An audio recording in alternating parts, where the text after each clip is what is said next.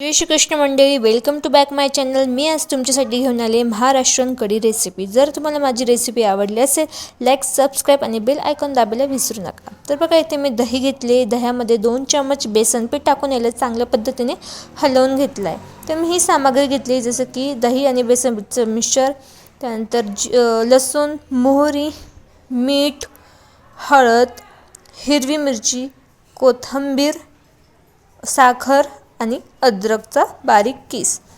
ही सगळी सामग्री मी कढीसाठी वापरली आहे। गॅस पेटवून त्यावर कढई तापवायला ठेवायची आहे।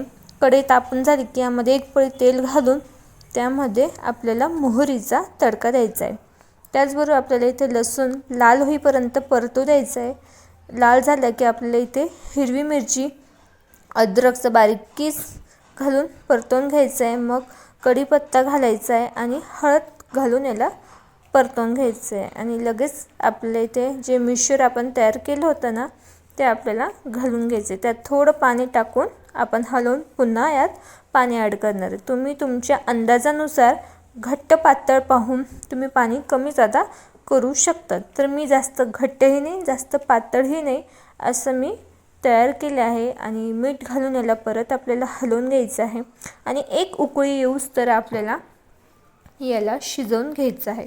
आणि मध्ये असं त्याला हलवत राहायचं आहे, जेणेकरून आपली कढीची टेस्ट आहे ती फारच सुंदर येते। आणि कोथिंबीर घालून याला परत मी हलवून घेतलं आहे। तर बघा, इथे माझी उकळीसुद्धा आली आहे। आणि उकळी आल्यानंतर आपल्या इथे गॅस बंद करून द्यायचं आहे।